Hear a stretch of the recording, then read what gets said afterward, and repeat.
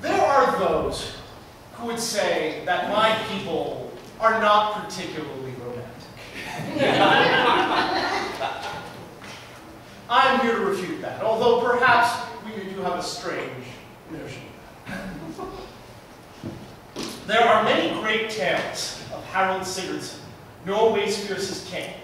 This is one of his youth.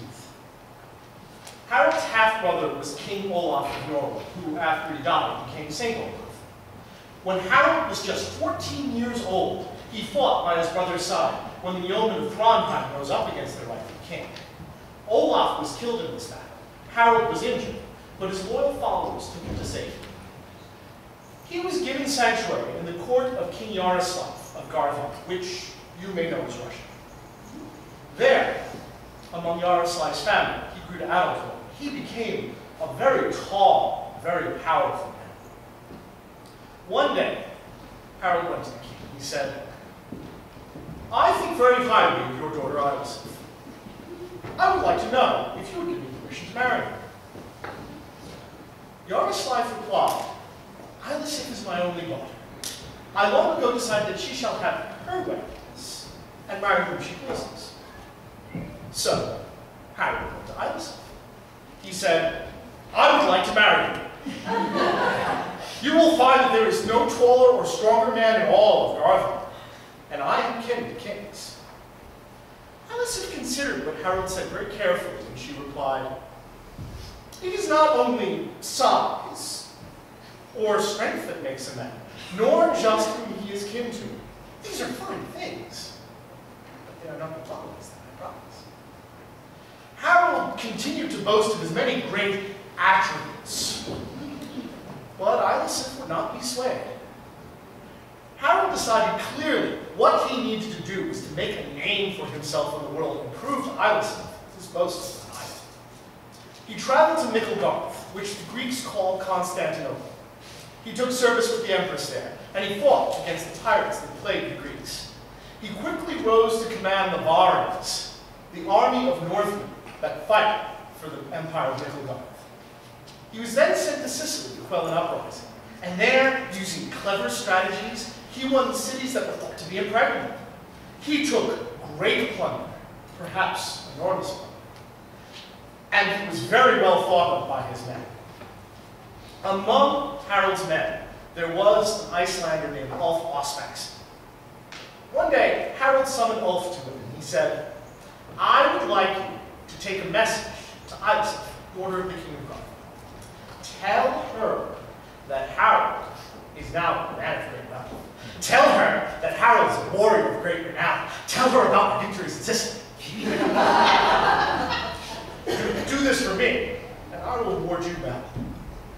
So, Ulf traveled back to Garthar, asked to speak to Ellisif, and told her of Harald's many great deeds. Ellisif questioned Ulf very carefully about these things.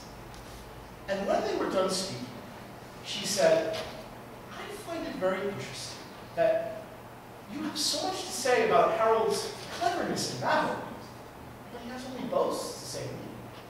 If he is in fact so clever, then he's only used this to win himself wealth and fame. It is not only wealth and fame, nor just skill in battle. These are fine things, but they are problems that promise." Ulf was very confused by this answer. He said, "Do you have a message for me to take back to Harald, my lady?" Ellisif said, "No. Only that." So, Ulf traveled back to Micklegarth, found Harald, and told him everything that Ellisif had said. Harald awarded Ulf with a finely worked ring of pure silver, weighing a full mark. And then he grew thoughtful. After a time, he could be seen murmuring to himself.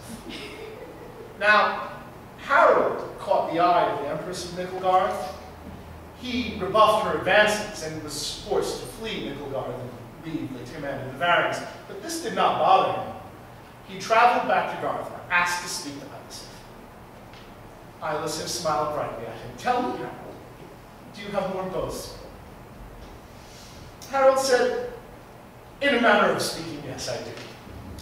Largely, I wish to give you this. Brave Olaf, my brother, battled countless yeomen.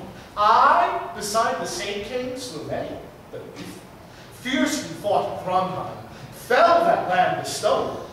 Yet, the gold-ring goddess of Garthar lets me dangle.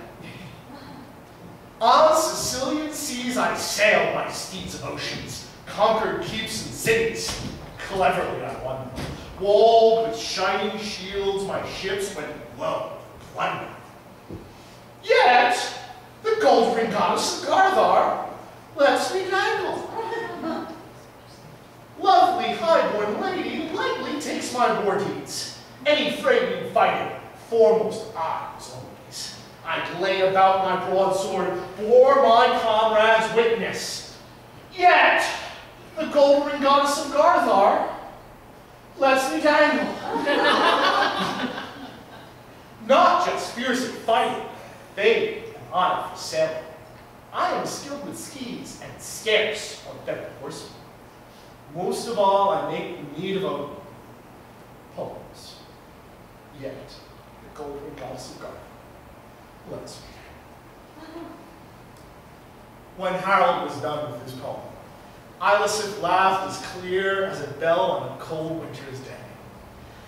She said, perhaps I have been unfair regarding your lack of cleverness to match your boasts. Let us speak of this. And in this way did Harald Sigurdsson win the heart of Ellisif Jarlslavsson. He would come to marry her. This is a well-known fact. But this story is less widely traveled. I heard it in my youth in Iceland from my uncle. My uncle, Ulf Ospaksson, gave me this ring, which Harald had given to him, as proof that the tale is true.